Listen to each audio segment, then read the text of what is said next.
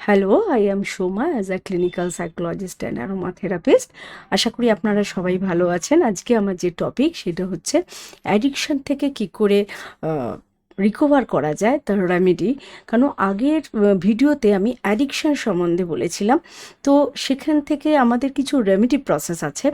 যেমন অ্যাডিকশন তখনও বলেছিলাম, এখনও বলছি, অ্যাডিকশন টু টাইপসের হয়, একটা হচ্ছে সাবস্টেন্স, একটা হচ্ছে বিহেভিয়ারাল।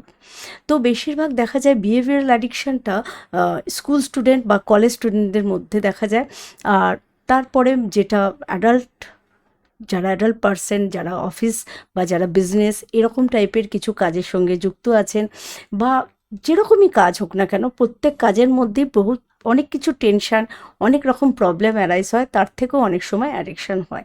তো এই দু ধরনের অ্যাডিকশান থেকে বেরোনোর জন্যে বা ওখান থেকে রিকভার করার জন্যে কিছু রেমেডি হয়।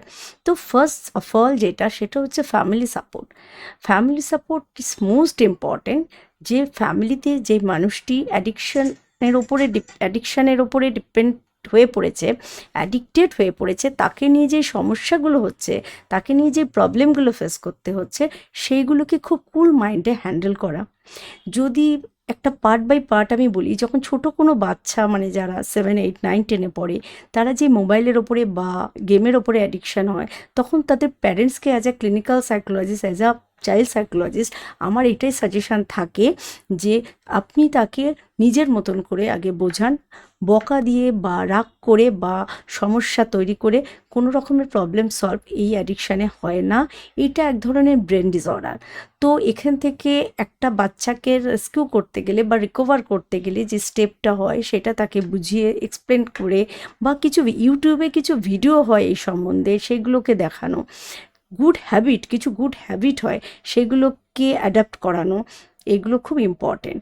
এছাড়া যদি তাতেও দেখা যায় যে কাজ হচ্ছে না, বারবার বাচ্চা সেই মোবাইলের ওপরেই বা সেই পার্টিকুলার গেমের ওপরেই অ্যাডিক্টেড হয়ে পড়ছে, এবং তার জন্যে তাকে যখনই সেটাতে বাধা দেওয়া হচ্ছে, সে মিসবিহেভ করছে তার মা বা তার বাড়ির ফ্যামিলির অন্য কোনো সদস্যর সাথে, তখন বুঝতে হবে যে তাই অ্যাডিকশানটা আর জেনারেলে নেই, সেটা এক ধরনের মেন্টাল ডিসঅর্ডার হতে যাচ্ছে। তো সেই জায়গা থেকে অতি অবিলম্বে আপনার আশেপাশে বা আপনার এরিয়ায় বা আপনার এক পাশে আপনার এরিয়ার মধ্যে যে সাইকোলজিস্ট আছে বা সাইকিয়াট্রিস্ট আছে, তার সাথে যোগাযোগ করা। এবং একজন সাইকোলজিস্টই একজন যে অ্যাডিকশানের ওপর দিয়ে যাচ্ছে, অ্যাডিক্টেড হয়ে পড়েছে, মিসবিহেভ করছে, মেন্টাল ডিসঅর্ডার হয়ে যাচ্ছে, তাকে সেখান থেকে বার করে নিয়ে আসবে। এক তো কাউন্সেলিং, সেইটা শুধু এই নয় যে ছোট বাচ্চাদের ক্ষেত্রে নয়, সেটা যারা সাবস্টেন্স নিচ্ছে, মানে গাঁজা বা অ্যালকোহল বা বিভিন্ন টাইপের ড্রাগ, যার থেকে সে বেরোতে পারছে না, এবং একটা পার্টিকুলার টাইমে গিয়ে যখন সে সেটা পাচ্ছে না, তখন সে ফ্যামিলির মধ্যে মিসবিহেভ করছে, বিভিন্নভাবে নিজেকে কষ্ট দিচ্ছে, এবং জব থাকলে সে জবে যাচ্ছে না, টাইমে ঘুমোচ্ছে না, টাইমে খাচ্ছে না, টাইমে কোনো কাজই করছে না, এক কথায় যাকে বলা যায় মিসম্যানেজমেন্ট হচ্ছে লাইফটা, সেই মুহূর্তে তার সিবিটি কাউন্সেলিং দরকার। কাউন্সেলিং সবথেকে একটা ইম্পর্টেন্ট পার্ট এর মধ্যে ডিপেন্ড করে, যার থেকে এই সমস্যা থেকে বেরিয়ে আসতে সেই সাইকোলজিস্ট বা সেই সাইকিয়াট্রিস্ট তাকে সাহায্য করবে। দরকার পড়লে কিছু মেডিকেশনের ব্যাপার থাকে, সেটা যিনি সাইকোলজিস্ট তিনি বুঝবেন। আবার কখনো কখনো সিবিটির ওপরেও নির্ভর করে এখান থেকে বেরিয়ে আসা যায়। এছাড়া মিউজিক থেরাপি, কিছু হলিস্টিক থেরাপি, অকুপেশনাল থেরাপি, সেইগুলো একজন সাইকোলজিস্ট আপনাকে বা আপনার ফ্যামিলিতে যিনি এই সমস্যায় আছেন, তাকে ওখান থেকে বার করবার জন্যে হেল্প করবে। এছাড়া যেটা সবথেকে ইম্পর্টেন্ট, যেটা সাবস্টেন্স অ্যাডিকশানের জন্যে সবথেকে জরুরি, সেটা হচ্ছে যখন দেখা যায় যে সেটা আউট অফ কন্ট্রোল, সাইকোলজিস্ট বা কাউন্সেলিং সেটা তো রেগুলার করানো যায় না, সেটা কোনো পার্টিকুলার অবজারভেশন করেও করানো হয় না। সেখানে একজন সাইকোলজিস্টের কাছে যাওয়া হলো, একটা 45 to 1 আওয়ারের একটা সেশন হয়, তারপরে সেই পেশেন্ট বা সেই অ্যালকোহলিজম ডিসঅর্ডার হোক বা অ্যাডিকশান ডিসঅর্ডার হোক, তাকে আবার বাড়িতে চলে আসতে হয়। তাহলে সে ওই অবজারভেশনের ওপরে তো নেই, সে তো আবার সে পার্টিকুলার একটা জায়গায় চলে এলো যেখান থেকে তার অ্যাডিকশানটা শুরু হয়েছিল। তা সেই ক্ষেত্রে আমরা প্রত্যেক সাইকোলজিস্ট বা সকলেই এটাই সাজেস্ট করি যে তাকে অতি অবিলম্বে রিহ্যাবিলিটেশন সেন্টারে অ্যাডমিট করা হোক।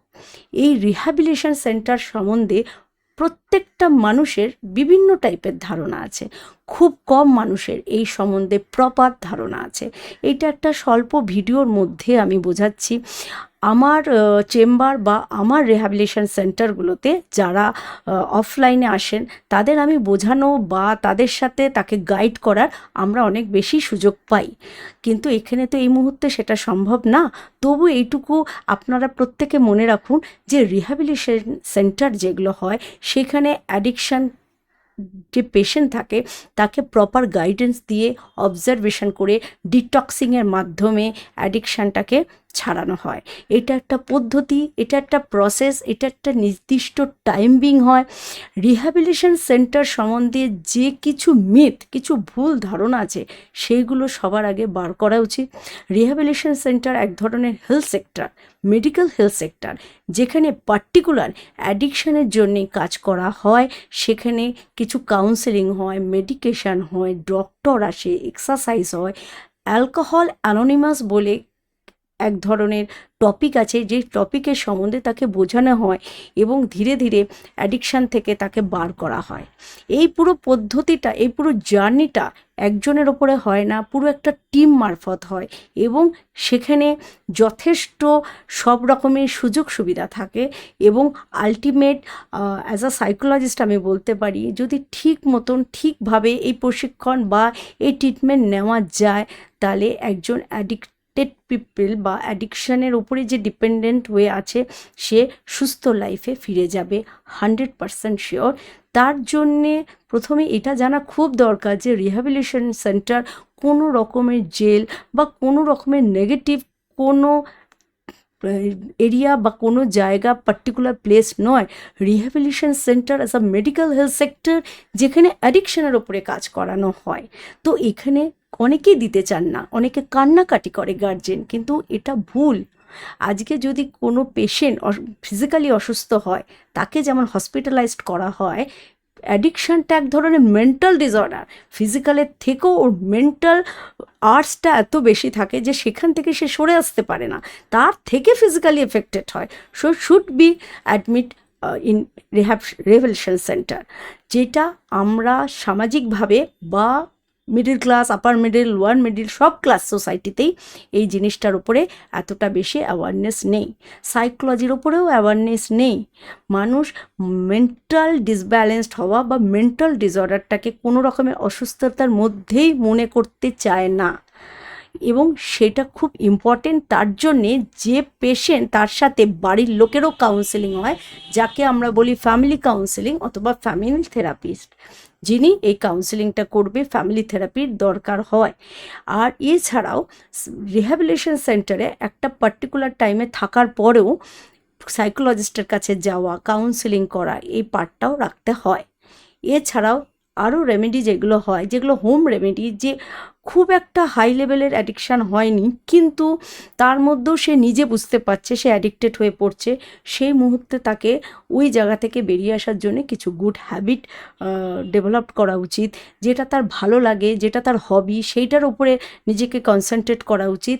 যদি টেনশান থাকে, টেনশান কমানোর জন্যে ফ্যামিলি সাপোর্টের দরকার হয়। ফ্যামিলি সাপোর্ট কোনো কারণে যদি না পাওয়া যায় তাহলে অবিলম্বে কোনো সাইকোলজিস্টের সাথে যোগাযোগ করা যেতে পারে, ফ্যামিলি থেরাপিস্টের সাথে যোগাযোগ করা যেতে পারে। কিন্তু আমাদের সমাজে, আমি আবার বলছি, আমাদের সোসাইটিতে সে অ্যাওয়ারনেস নেই।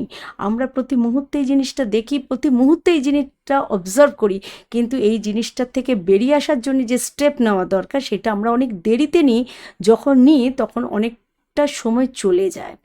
এছাড়া আমি আরেকটাও বলছি, সেটা হচ্ছে অ্যারোমা থেরাপি। কিছু অয়েল, এসেন্সিয়াল অয়েলের থেরাপির সাহায্যেও এই অ্যাডিকশান থেকে অনেকটা রিকভার করা যায়, বাট সেটা একটা কোনো ভিডিওতে, পার্টিকুলার ভিডিওতে সেটাকে এক্সপ্লেন করা সম্ভব নয়। সেইটা নিয়ে আমি আবার নিশ্চয়ই পরে আসবো কখনো। এছাড়া কিছু মেডিসিন হয়, যেই মেডিসিন সাইকিয়াট্রিস্ট প্রেসক্রিপশন করে, সেটাও এক ধরনের রেমেডি, যেখান থেকে আপনি অ্যালকোহল থেকে নিজেকে, বা অ্যাডিকশান যেটার ওপরেই হোক, অ্যালকোহল হতে পারে, কোনো গেম হতে পারে, আপনি বেরিয়ে আসতে পারেন। আজকে এইটুকুই। এর নেক্সট ভিডিওতে আবার কোনো নেক্সট টপিক, এই টপিকের ওপরেই আরেকটা কোনো পার্টিকুলার কোনো রেমেডি নিয়ে আমি আসবো। আজকে এইটুকুই। নমস্কার, সুস্থ থাকবেন, ভালো থাকবেন।